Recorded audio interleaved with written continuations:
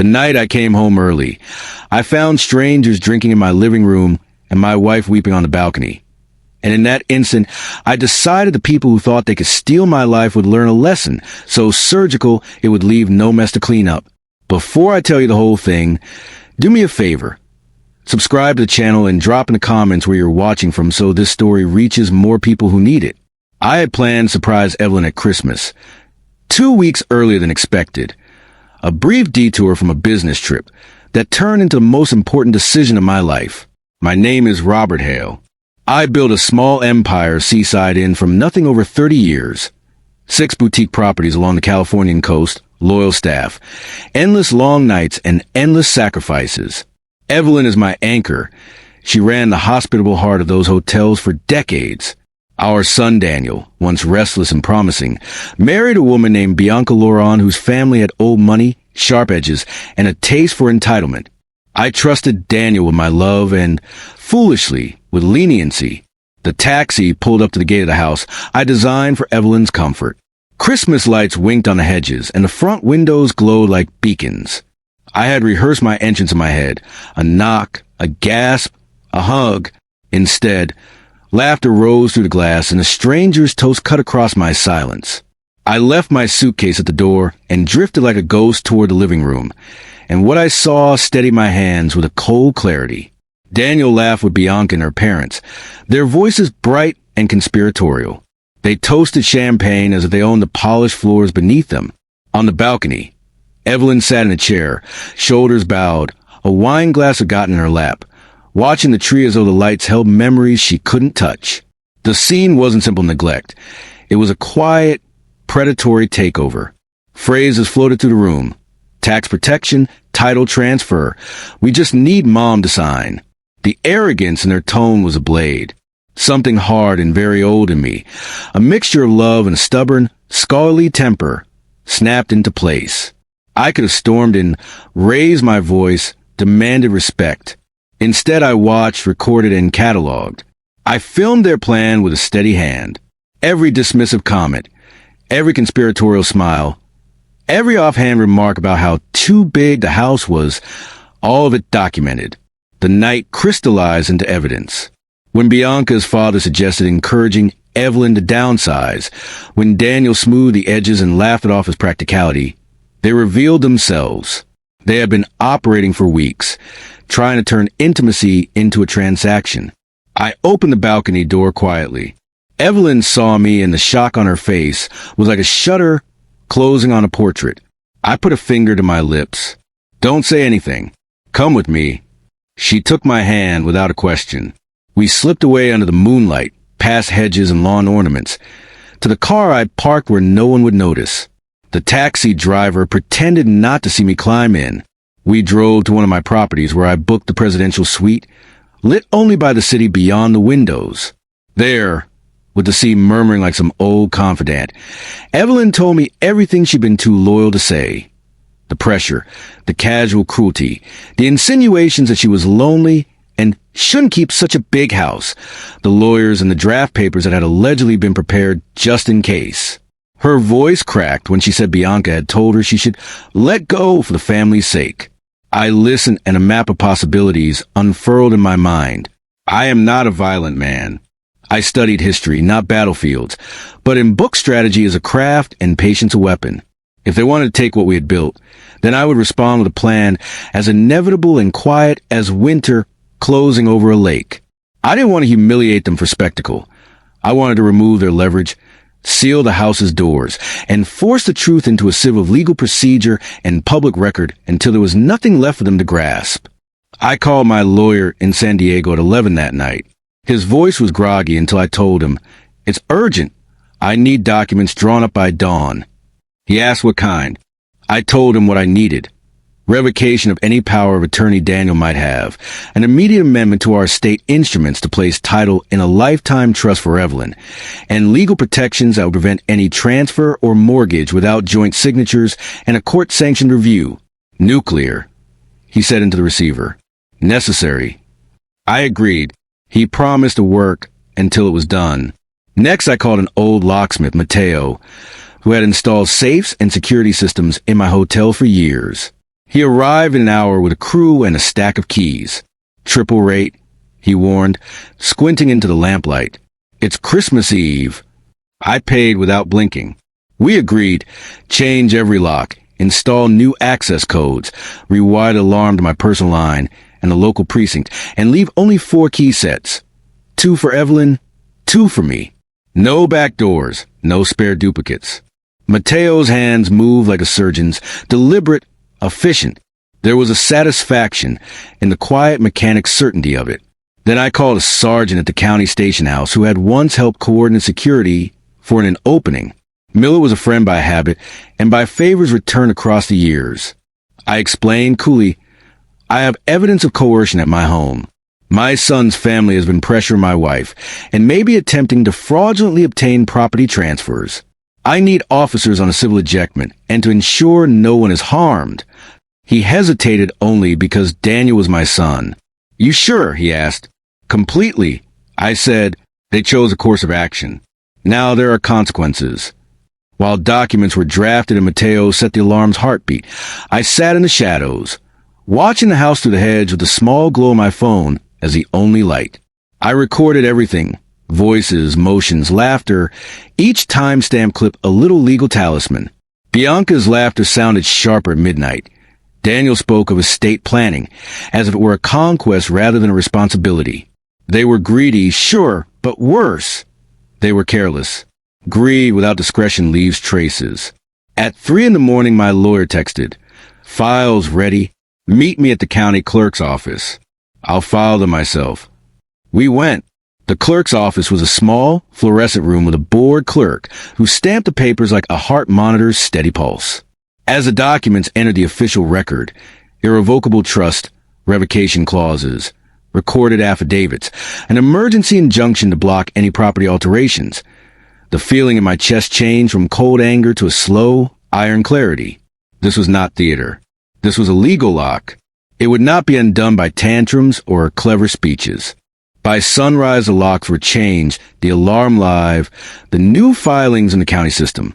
Officer Miller drove me home. We parked 2 patrol cars in the driveway, like solemn sentries. I knocked on the door. When Daniel opened, pajama-frayed, sleep in his eyes, the scene might have been a comedy had it not been the hinge of everything. He saw the patrol cars, the sheriff's uniforms, and finally my face. There was a moment, the one that lasts forever, where a man's choices collide with consequence. Officer Miller read the statement. You must vacate. You are not permitted to occupy this property without owner consent. I put the folder of evidence on the hall table and watched the air leave the room carved out for him by his own greed. They left with suitcases and bewildered threats. They were escorted to the city limits by a mounted unit, angry and stunned. I walked through the house after they were gone. Dirty glasses, confetti, the faint scent of perfume lingering on an armchair, the marks left by cocky invaders. I cleaned with my own hands, each move a small rite of reclamation.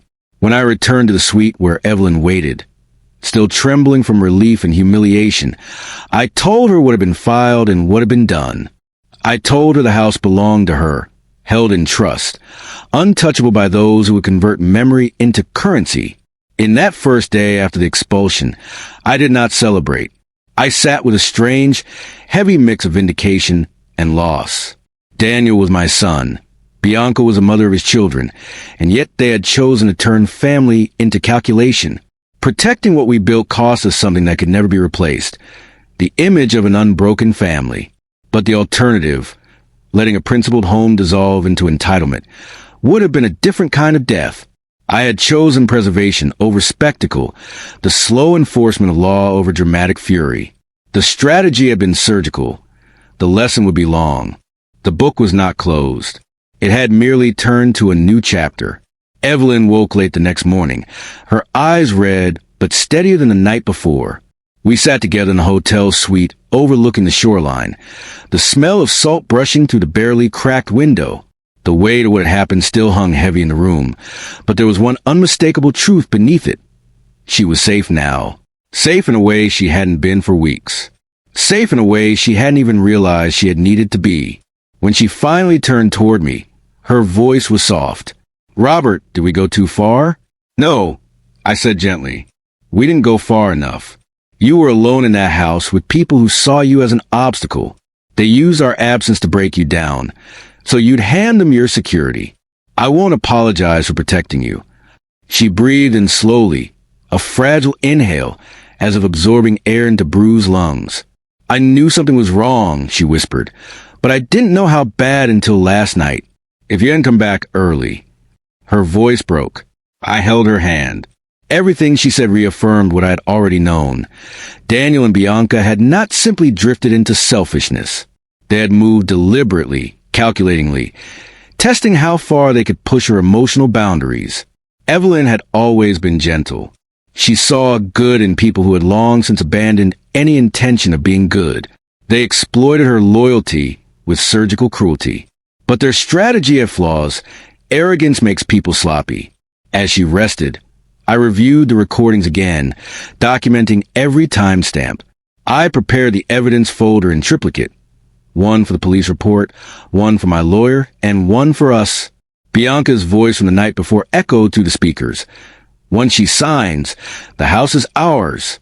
And if Robert returns, too late. Filing is already done by then. Daniel's hesitant laugh. Bianca's mother's cold encouragement. Her father's pragmatic tone, as if discussing a business acquisition rather than someone's home. They spoke about Evelyn as though she were disposable, a mild inconvenience delaying their expansion plans. The more I listened, the more the disappointment in my chest smoldered into a resolute calm. Around noon, my lawyer called to confirm filings. Everything is locked down, Robert. Title transfer is complete. The trust has been activated.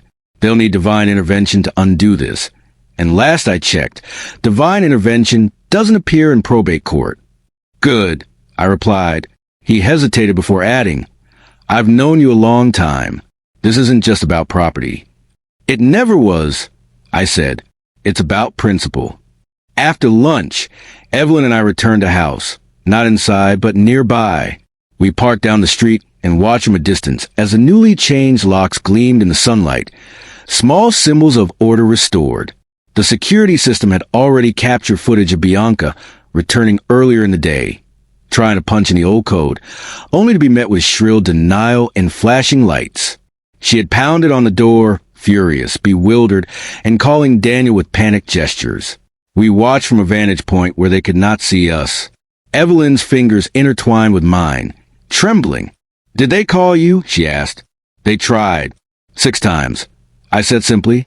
I let them discover reality, the same way they tried to force us to accept theirs. An hour later, Officer Miller called to inform me that Bianca's parents had shown up, pounding on the door again, claiming family rights. But the law was on our side. Miller told them what the records now showed. The property belonged to Evelyn. Their presence was trespassing. If they returned without her permission, they would be arrested. The shock on their faces must have been cinematic. That afternoon, Daniel finally sent a message, not angry, not manipulative, but confused and pleading. Dad, what happened? Please call me. We didn't mean for this to go so far. A lie. I had the audio recordings to prove otherwise. I didn't respond. By evening, Evelyn and I returned to the suite. She finally allowed herself to breathe fully, her shoulders softening. We ordered room service, sat near the window, and watched headlights blur along the coastal road. At one point she asked, "What happens now?" Now, I said, we let them feel the consequences. They built this trap, thinking we'd fall into it. Instead, they've fallen into a deeper one. She nodded slowly, sipping her tea. I keep wondering where we went wrong with Daniel. I didn't have an easy answer. Parenting isn't a science or a ledger. You can give a child love, stability, opportunity, yet greed thrives wherever character weakens. Bianca hadn't caused Daniel's flaws, merely amplified them. Entitlement grows fastest in fertile soil. I considered telling Evelyn something I had never admitted aloud, that Daniel had always carried a small shadow inside him, a quiet resentment of my success. He inherited my ambition, but not my discipline. He enjoyed the fruits of my years of sacrifice, but never understood the roots. And greed often feels like fairness to the greedy. But I didn't say any of that. Not now. Not while her heart was still raw. Instead, I said, "We didn't go wrong. He went wrong." She nodded again, but I saw the pain behind it. Later that night, as she slept peacefully for the first time in weeks, I looked through years of old photographs on my phone. Daniel at age 10, proudly holding a seashell. Daniel at 15, board tucked under his arm, grinning after riding his first wave. Daniel at 25, arm around Bianca, already showing a fire in his eyes that wasn't warmth. Where had the boy gone? The answer settled in my chest like a stone. Maybe he had been drifting away long before we noticed. Just after dawn, a knock sounded at the suite door. A frantic, rapid pounding. Not from staff. From someone breaking emotionally before breaking physically. I already knew who it was. I rose, adjusted my shirt, and opened the door. Daniel stood there, eyes red, hair unkempt, breath shallow as if he'd run the whole way. Behind him, Bianca paced with her arms crossed, impatient and furious. Her parents stood further back, faces twisted with indignation. Daniel looked at me like a drowning man who finally spotted a boat. "Dad, please." I stepped aside just enough to block their entry. "Evelyn is resting," I said quietly. "And neither of you have anything to say that I haven't already heard on the recordings." Bianca froze. The blood drained from her face. "Recordings?" Her parents stiffened, exchanging quick glances. Daniel swallowed hard. "Dad, we didn't mean." "You meant every word," I interrupted. "And because of that, the next phase begins." Daniel blinked rapidly. "What next phase?" "The phase where you face the consequences of trying to replace your parents while they were still alive." I didn't raise my voice. I didn't need to. The silence that followed said more than any threat could. Daniel's lips trembled. Bianca's expression twisted into panic. Her parents remained rigid, hiding their fear behind indignation. This was only the beginning. And they knew it. Daniel stood outside the hotel suite, like a man who had run out of excuses and oxygen at the same time.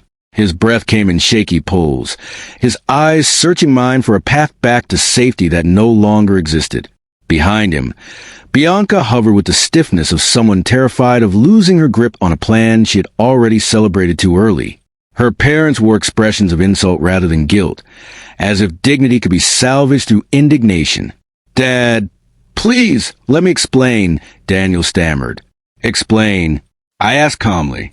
"Explain which part? The part where you planned to get your mother to sign over the house? The part where you mocked Evelyn behind her back while she cried? Or the part where you assumed I'd be gone long enough for the ink to dry before I found out?" Daniel's lips parted, but no words came out. His throat bobbed. Bianca took a step forward as if to speak, but I held up one hand. "This conversation is between my son and me. The three of you can wait down the hall." For a moment, Bianca considered arguing, entitlement flickering in her eyes, but something in my expression shut that impulse down. She retreated, reluctantly, pulling her parents with her like a tide withdrawing from the shore. Daniel hovered there, torn between shame and habit. "Dad," he whispered, "I know how it looks." "It looks exactly as it is," I replied. "A conspiracy rooted in laziness, greed, and cowardice." His face crumpled slightly at the last word. Cowardice. He knew it was true. I stepped out into the hallway, gently closing the suite door behind me to keep Evelyn from hearing. "Walk with me," I said. We moved down the corridor in silence. The carpet muffled our steps, but the tension between us echoed like footsteps in a cavern. When we reached a quiet lounge area overlooking the pool, I stopped and faced him. "You called me 6 times yesterday," I said. "Why?" "Because I didn't know why everything changed," Daniel said. "The locks, the title, the trust. I thought maybe it was a misunderstanding. You thought," I said evenly, "that your scheme had failed prematurely. Don't dress panic as innocence." He winced. The truth was not violent. Truth rarely is. It simply sits there, immovable, until acknowledged. We sat across from each other, and the chasm between father and son felt like a fault line. "Why?" I asked finally. "Why did you do it?" His hands tightened together, fingers digging into his palms. "Because I wanted to give Bianca and the kids security." I wanted to give her the life she deserves. You have so much, Dad. The hotels, the properties, the investments. You'll never use it all. And you thought you were entitled to it. I said, finishing for him. He didn't deny it. Daniel looked down at his hands. Bianca's family. They kept telling me that if I didn't step up, I was failing my family. They said you'd understand eventually, that it was just accelerating the inevitable. I stared at him for a long moment. Daniel, I said slowly, ambition is not evil. Protecting your family is not evil. But stealing from your own parents while they're alive, manipulating your mother while she cries alone, that is not ambition. That is moral decay. His eyes glistened. I know, he whispered. I know. I know now. I see it. I didn't think it through. That's because you stopped thinking the moment they convinced you that your comfort mattered more than your integrity. He swallowed hard, tears threatening. Dad, I hate what I became. I hate what I did. But you have to believe me. I didn't think it would hurt Mom this way. You didn't think about her at all. His shoulders shook.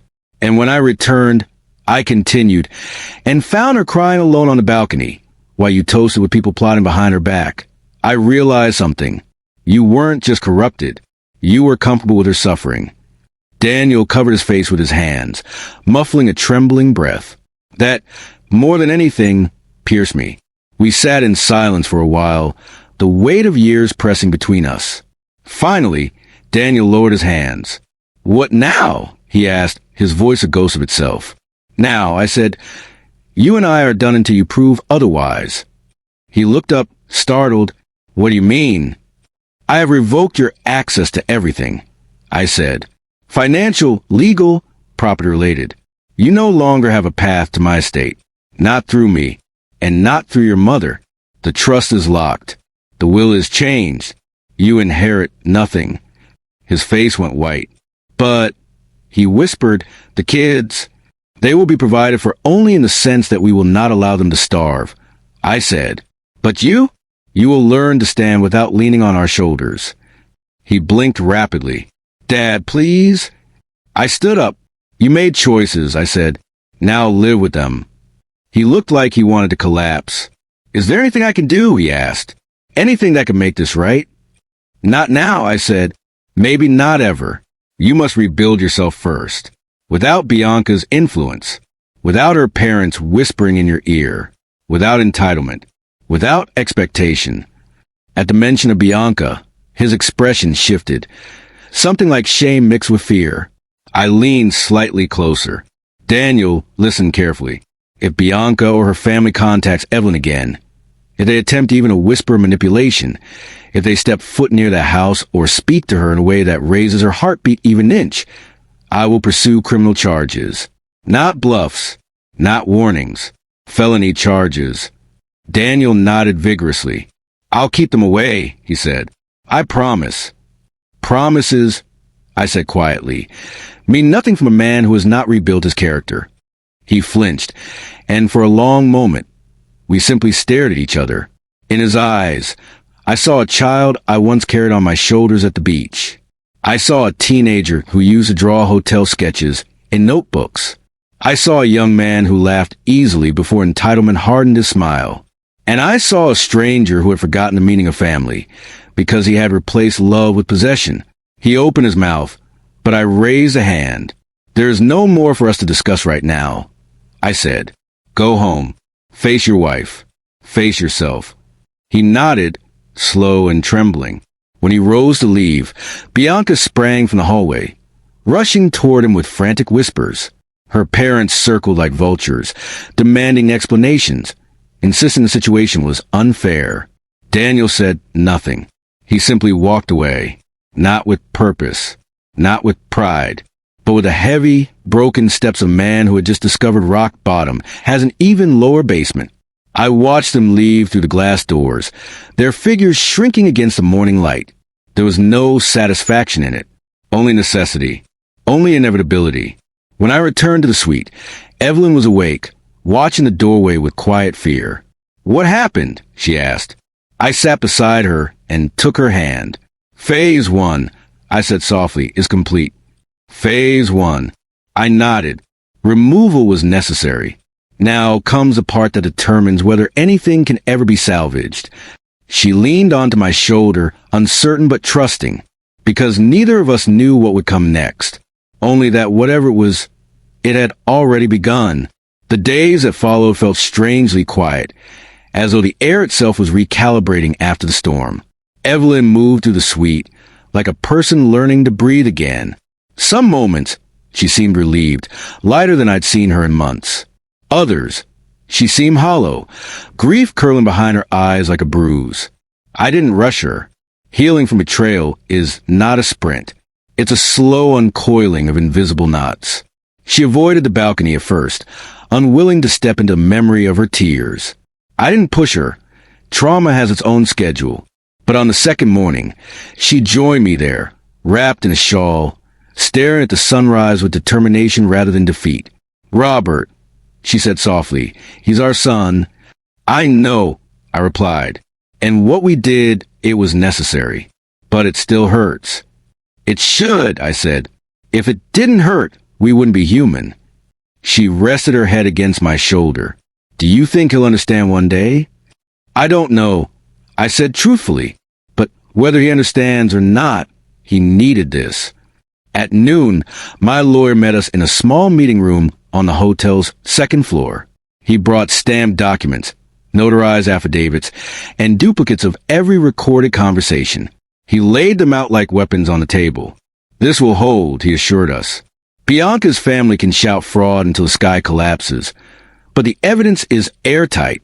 Evelyn exhaled slowly. "Will they try to fight it?" "They'll consider it," he said. "People like them don't accept consequences gracefully. Entitlement trains them to believe the world rearranges itself on command. And when they realize it won't." He smiled thinly. "They usually implode before they evolve." After the lawyer left, Evelyn and I returned home for the first time since the eviction. The walk from the driveway to the front door felt oddly ceremonial, as if we were re-entering our lives through a new doorway. The fresh locks gleamed. The code panel winked to life under my fingertips. When the system chirped its confirmation, the sound felt like a protective boundary settling into place. We crossed the threshold together. Inside, the house felt different. Not because anything had changed, but because the shadows left behind by that family were finally gone. Their laughter, their arrogance, the false warmth of their celebration. It was all erased now, leaving only dust and silence. Evelyn paused in the living room. The Christmas tree still stood there, lights off, ornaments slightly askew from the night I had found her crying. She stared at it for a long moment. "Should we take it down?" I asked. "No," she said. "Not yet. I want to reclaim it first." I nodded. Sometimes reclamation is more powerful than removal. She began straightening the ornaments, the one she had placed lovingly before Daniel and Bianca arrived and hijacked the holiday spirit. Each ornament seemed to restore a fraction of her strength. By the time she plugged in the lights, the tree glowed again, but this time with dignity rather than despair. We spent the next hours cleaning the house from top to bottom. I didn't let the staff do it. This was ours to repair. Our hands had built this place. Our hands would restore it. By late afternoon, the house felt like itself again. But the peace didn't last. My phone buzzed. A long message from Bianca. "You've made a huge mistake. Daniel only acted out of love. Removing us from the house was cruel. We need to talk. You owe us that." Owe them? The audacity was almost theatrical. I didn't respond. An hour later, another message arrived. From her father. "We're considering legal action. Our lawyers believe the trust changes were coerced and fraudulent. If you cooperate, perhaps we can reach a compromise." Compromise? As if exploiting Evelyn's vulnerability was a negotiation tactic. I still didn't reply. At dinner, Evelyn asked gently, "Are they still contacting you?" "Like mosquitoes," I said, persistent, irrational, ultimately harmless. She smiled faintly. "And Daniel?" Silent. Her eyes softened. "Maybe that's something. Maybe. Or maybe he was merely waiting for instructions from Bianca's family. Either way, silence from him was better than entitlement. That night, while Evelyn slept, I sat on the living room couch with my laptop, reviewing the evidence again, preparing for the inevitable storm Bianca's parents would attempt to stir. But something unexpected happened. Around midnight, I received an email from Daniel. Subject: I don't know what to say. I sat forward, reading slowly. Dad, I'm not writing to ask for anything. I'm writing because I need to. I'm ashamed. Deeply. I've been replaying everything in my head. Every word we said, every decision we made, every moment I didn't defend Mom. I didn't realize how far I'd strayed from the person I thought I was. I don't expect forgiveness. I'm not asking for it. I just need you to know I'm sorry. I don't know who I became, but I don't want to be him anymore. It wasn't eloquent. It wasn't manipulative. It wasn't offensive. It was human. Wrongdoing leaves the soul in ruins. Sometimes sincerity leaks through the cracks. I didn't answer. Not yet. Sincerity is not measured in a moment. It is measured in consistency. Over the next week, Evelyn and I resumed our lives. She volunteered at the coastal animal shelter again.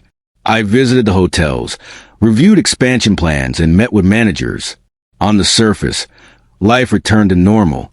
But beneath that surface, Daniel's family spiraled. Reports reached me indirectly. Bianca had gotten into an argument with her parents over how badly they miscalculated. Her mother blamed Daniel. Her father blamed me. Bianca blamed everyone. Daniel moved in temporarily with a co-worker after multiple arguments at home. A colleague told one of my managers that Daniel looked like a man who had taken a punch from life and was still trying to remember how to breathe. I didn't revel in any of it. Their unraveling wasn't victory. It was simply consequence. But the real turning point came on the 7th evening after the eviction. A knock echoed through the house. Not frantic like before. Not insistent. A hesitant, almost apologetic knock. I opened the door to find Daniel standing there alone. No Bianca. No parents. No entourage. He looked smaller. Not physically, but spiritually, like the scaffolding of ego had collapsed and left only a fragile core. Dad, he said, voice unsteady. I won't stay. I needed to give Mom something. He held out a small box. Inside was a seashell. One Evelyn had helped him collect on a beach when he was 8. Tell her I'm sorry, he said quietly. Tell her I remember. He stepped back before I could respond. Not running. Just retreating into the night with the slow steps of a man trying to rebuild himself grain by grain. I closed the door gently and held the box in my hand, feeling the beginning of something I hadn't expected.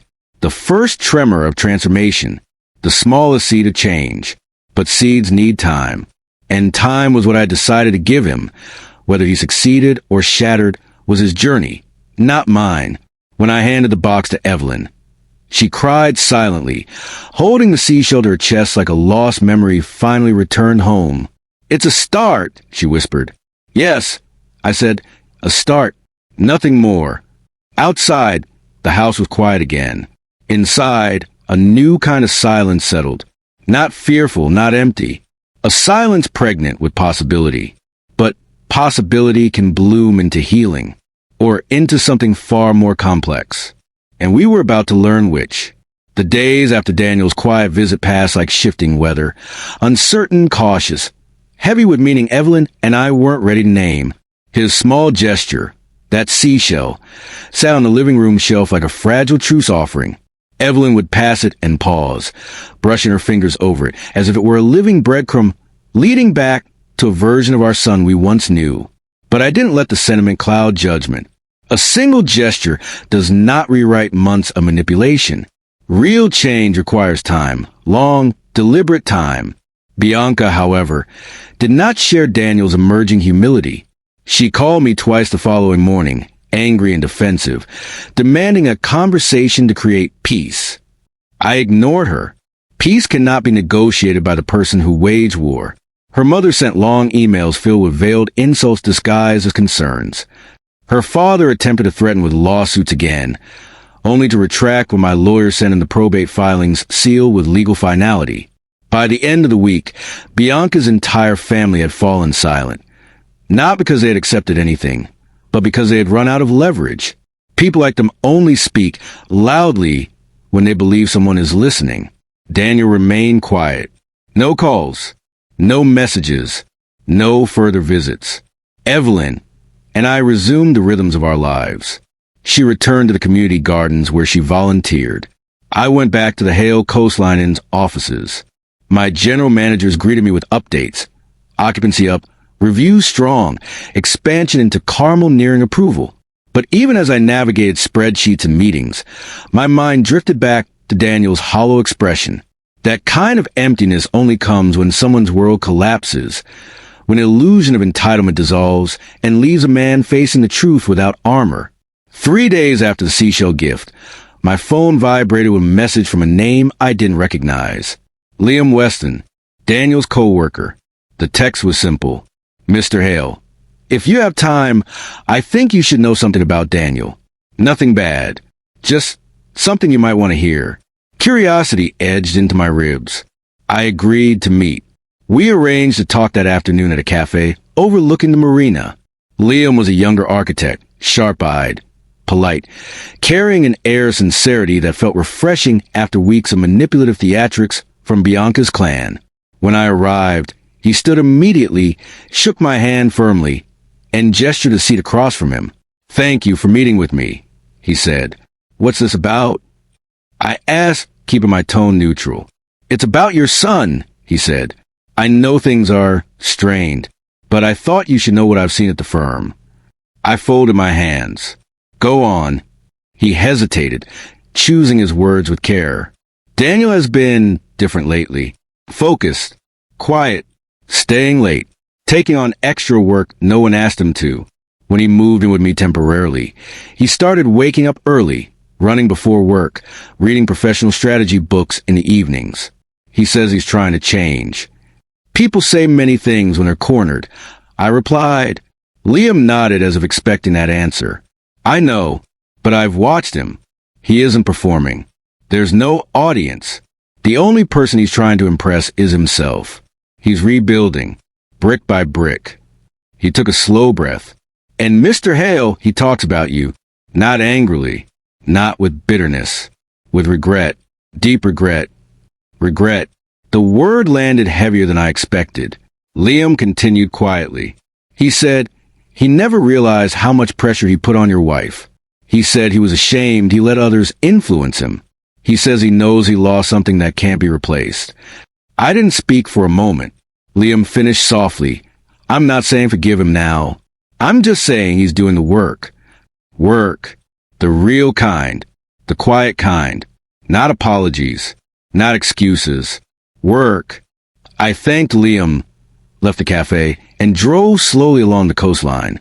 The waves crashed with their usual ancient rhythm, and I wondered how often repetition becomes redemption.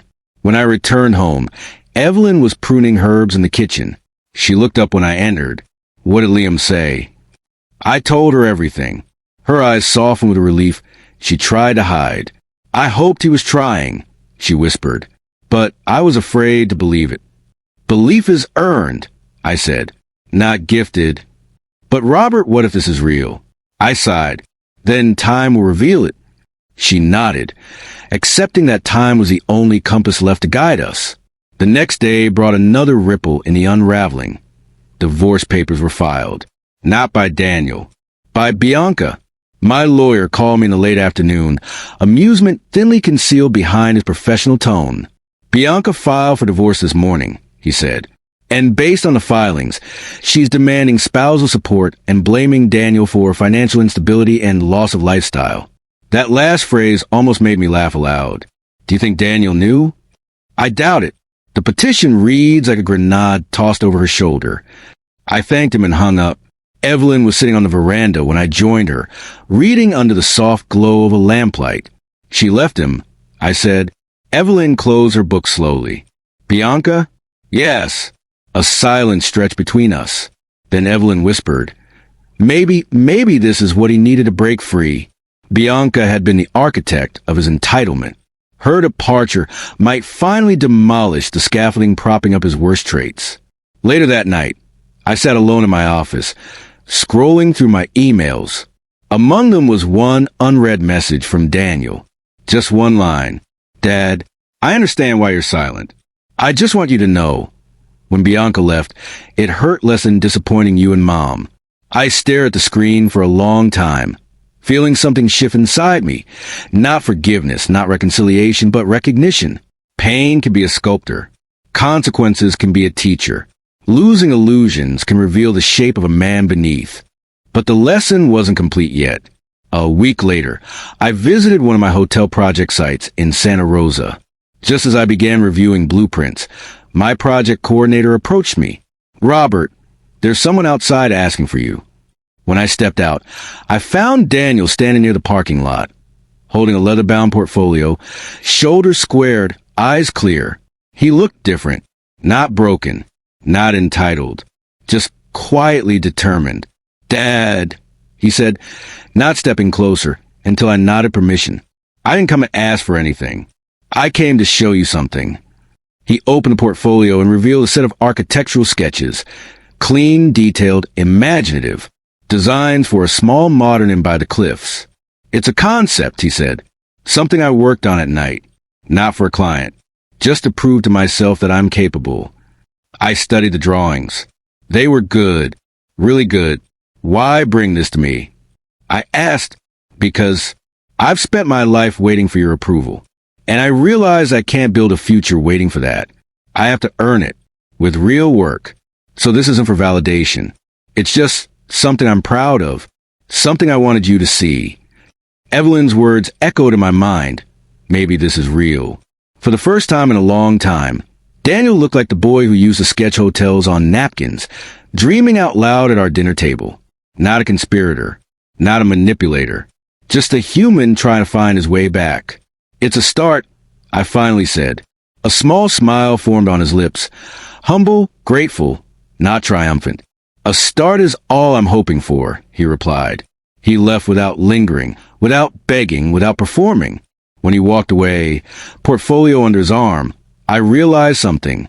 He was walking like a man learning to stand on his own feet. Not perfectly, but steadily. And steady is where transformation begins. 3 weeks passed after Daniel showed me his sketches. Not a single message from him. Not a call. Not even a subtle nudge that hinted he wanted praise. Silence.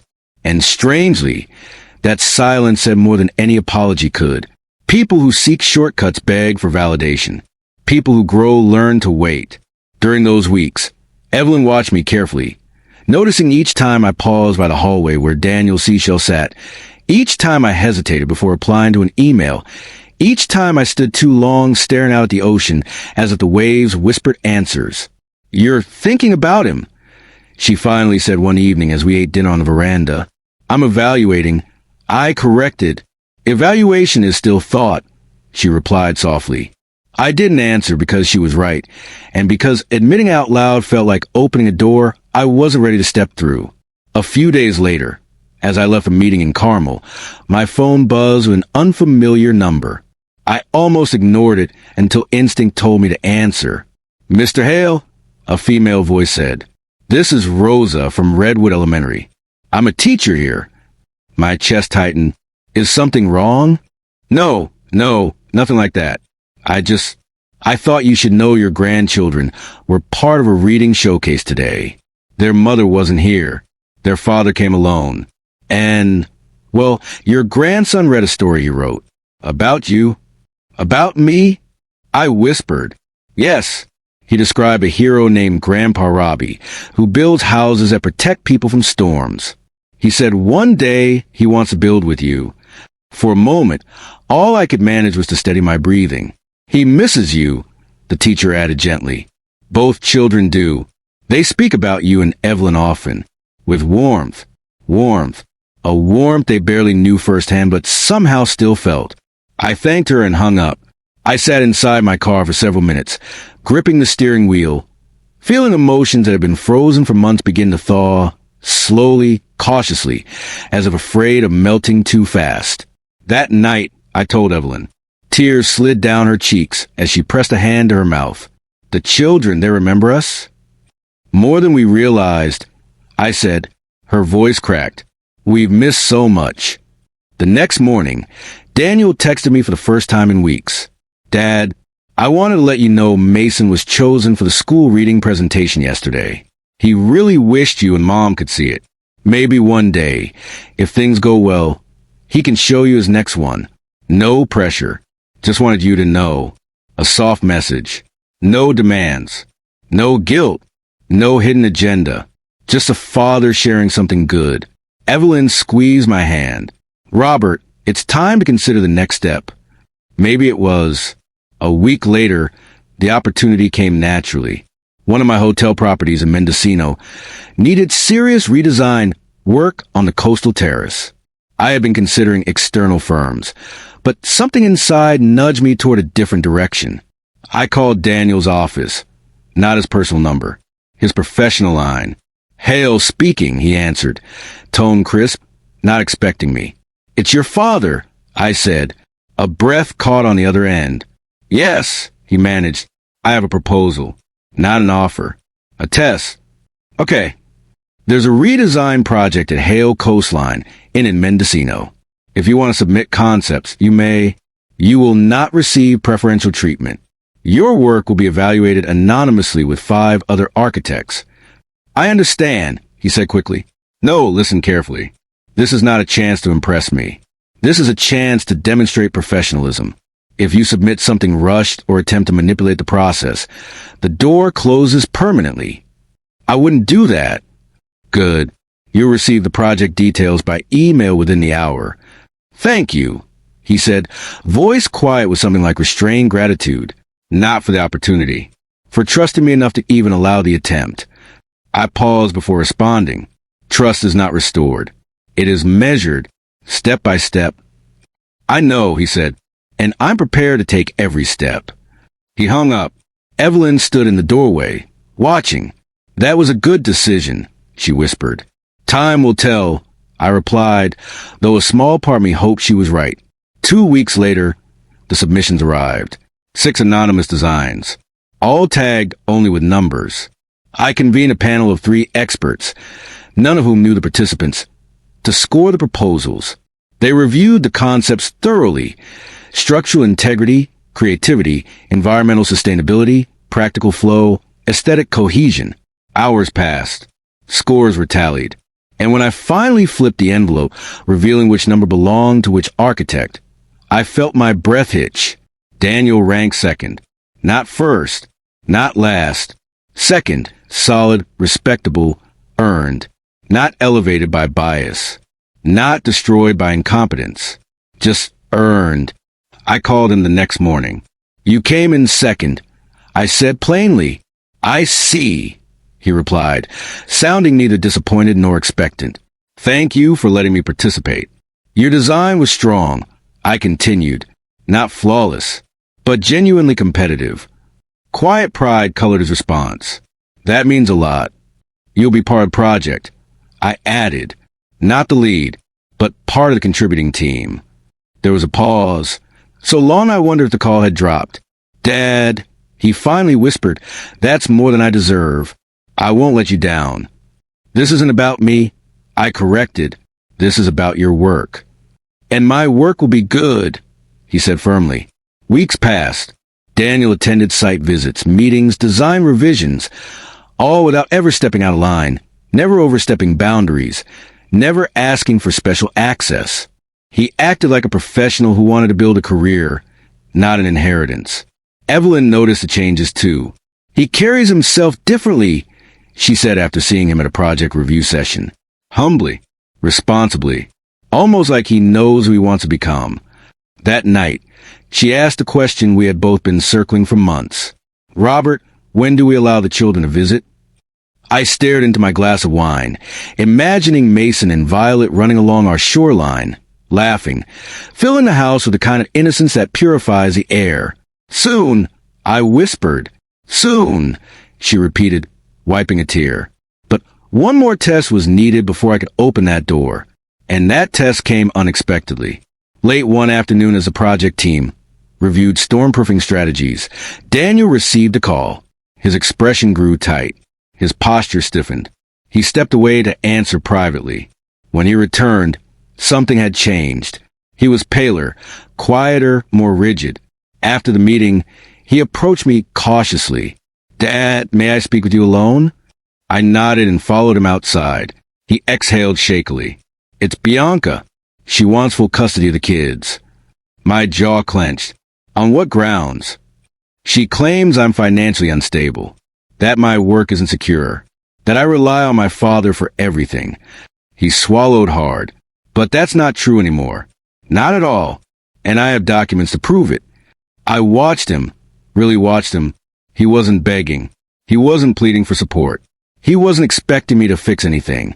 He was standing there, fighting for his children with dignity, preparing to face a storm without asking for shelter. "What do you need from me?" I asked. "Advice," he said. "Only advice. Not money, not leverage. Advice. The very thing a son asks a father only when he has learned the value of self-reliance." I felt something soften in my chest, something I had kept locked behind cold steel. "Then let's talk strategy," I said. Daniel nodded, relief washing over him. He didn't realize it yet, but this moment, the one where he faced hardship without exploitation, was the proof I'd been waiting for. He was finally becoming a man, one who could be allowed back into our lives, step by steady step. The custody battle began quietly but grew teeth almost instantly. Bianca was not simply angry. She was strategic, fueled by a bruised ego and a desire for control. Her filings painted Daniel as unstable, financially dependent, emotionally unreliable. She twisted history, reshaped narratives, and wielded half-truths like knives. But Daniel didn't flinch. He documented everything: his income, his rent payments, his children's routines, his work evaluations, attendance logs from their school, even text records showing him as the primary caregiver. This time, he prepared like a man who understood the stakes. When he visited our house one afternoon for advice, he carried a folder nearly 2 inches thick. He set it on the dining table with a steadiness that surprised me. "These are my records," he said simply. I opened the folder, flipping through meticulously organized tabs. Every detail was accounted for: dates, receipts, schedules, affidavits from teachers, even a letter from his employer praising his dedication and consistency. Evelyn watched him from across the room, hands folded near her chest, pride and sorrow mingling in her eyes. "Daniel," she whispered, "you've grown." He nodded, not smugly, but with subdued acknowledgement. I had to. We spent the afternoon reviewing his strategy. He never once asked me to intervene. Not once did he hint that he expected me to throw influence into the courtroom. Instead, he asked sharp questions about narrative framing, judicial tendencies, evidentiary strength. Questions someone truly preparing himself would ask. That night, after he left, Evelyn sank onto the couch and looked at me with trembling uncertainty. "Robert, he's changed. I feel it. I see it. I do too," I admitted quietly. "But the real proof will be how he behaves in the courtroom under pressure."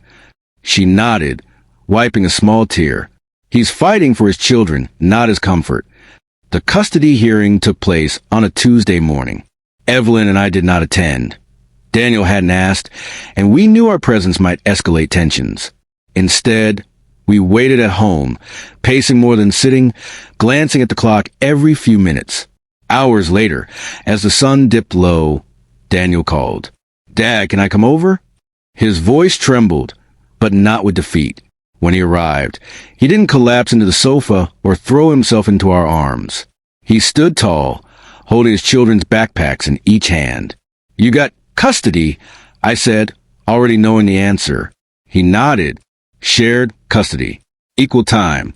The judge said my preparation, consistency, and involvement were clear. She said I built stability. Evelyn burst into tears.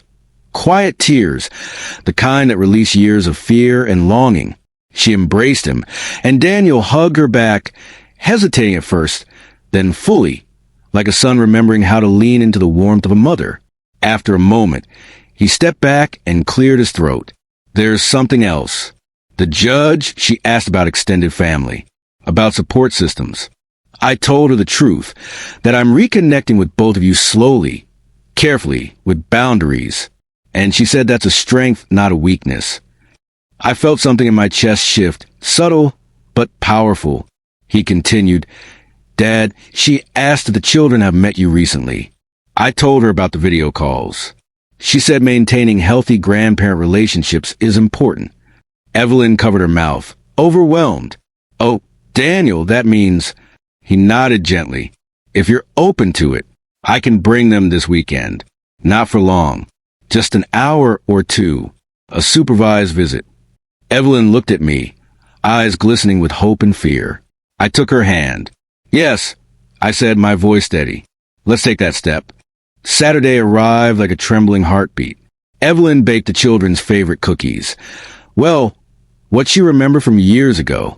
She arranged her old toys in a neat line, though I gently reminded her they were too old for some of them now. Still, she insisted. Let them choose, she said.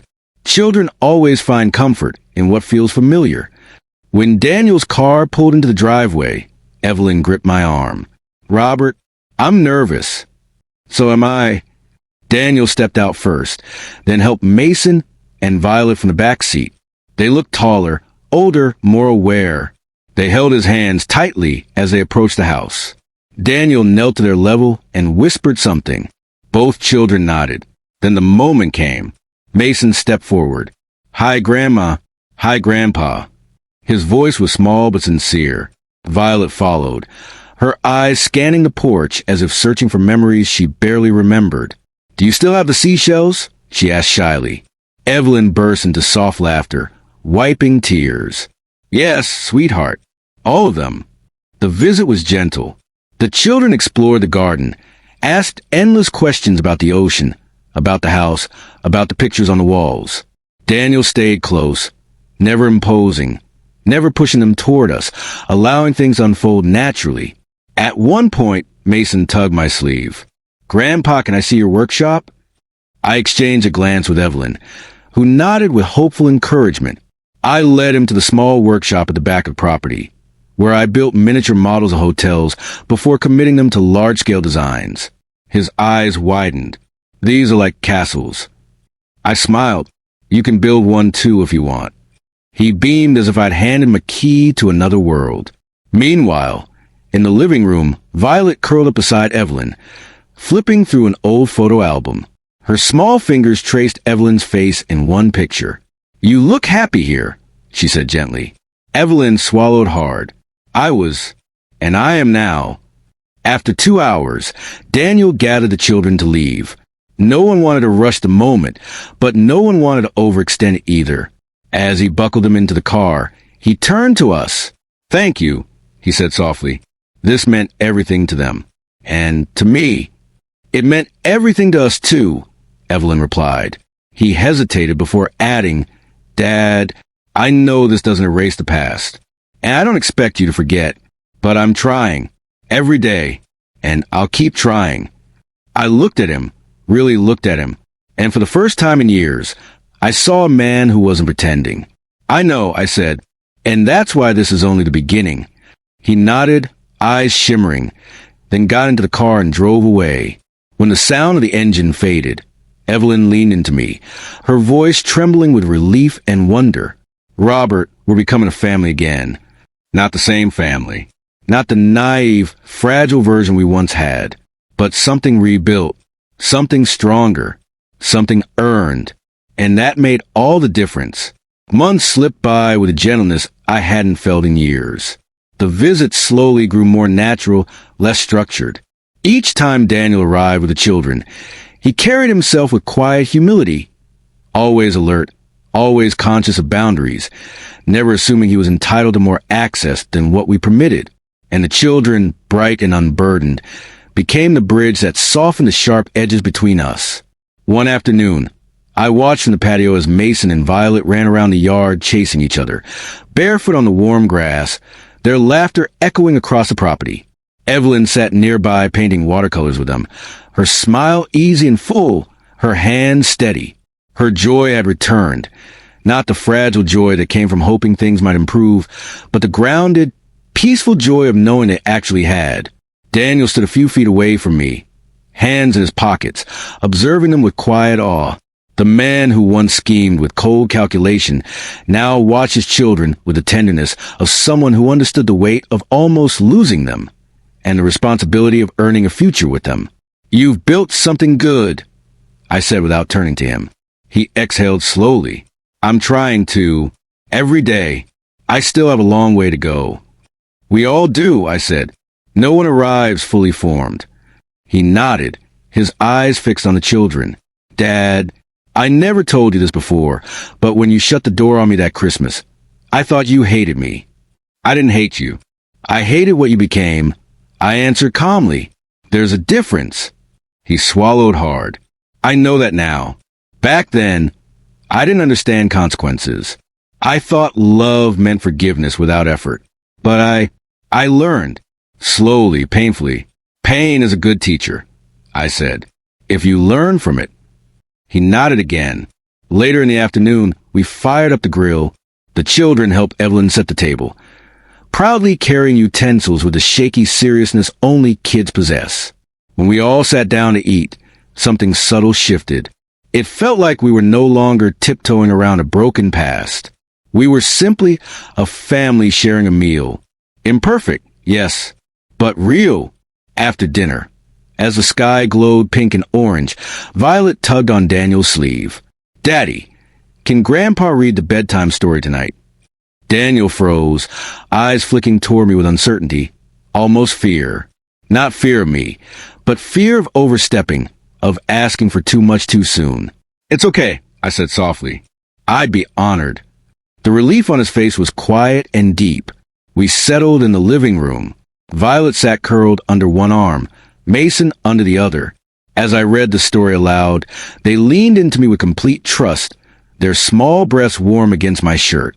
Evelyn watched from across the room, tears shimmering in her eyes. Not sadness, but that profound, overwhelming happiness only recovered families can understand. When the children finally drifted off to sleep, Daniel carried them gently to the car, taking care not to wake them. Before he closed the door, he turned to us. "I don't have the words to describe what today meant," he said, "but I will spend the rest of my life showing you. We're not looking for perfection," Evelyn whispered, "just consistency." "You'll have it," he promised. "I won't fail again." He drove away that night with something in his eyes I hadn't seen in years. Peace. Hard-earned peace. Over the next 2 years, the pattern held. Daniel remained steady at work, becoming a respected partner at the firm. He raised his children responsibly, never once leaning on us financially, never hinting at inheritance, never using emotional manipulation. His life was built on the daily discipline of a man who knew the cost of losing himself and the cost of regaining trust. There were holidays where the house was full of laughter again. There were birthdays where Evelyn baked cakes with the children. There were weekends when Daniel helped me with repairs around the property.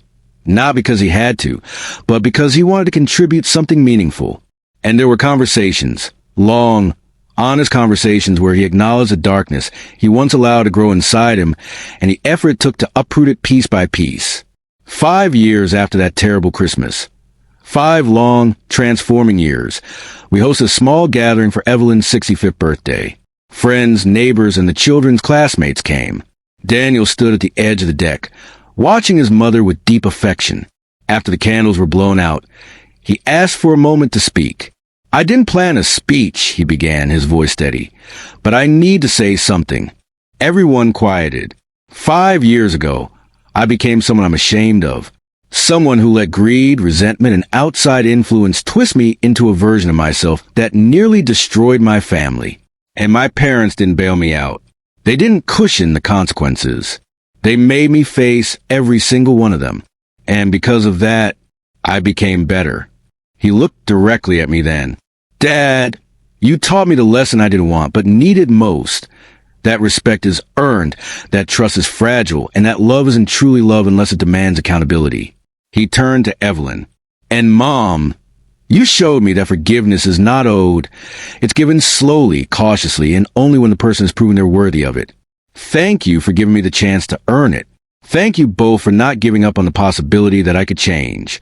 He paused, gathering himself. I may never fully erase the pain I caused, but I will spend the rest of my life honoring the family I nearly destroyed. There wasn't a single dry eye in the room, not even mine. After the guests left, after the children fell asleep on the couch from exhaustion, Daniel approached me quietly. "Dad," he said, "I know the will was changed. I know you left everything to Mom and Charity. I expect nothing. Truly." "I know," I replied. "And that's exactly why next week we'll discuss a modification." His eyes widened, not with greed, but with stunned humility.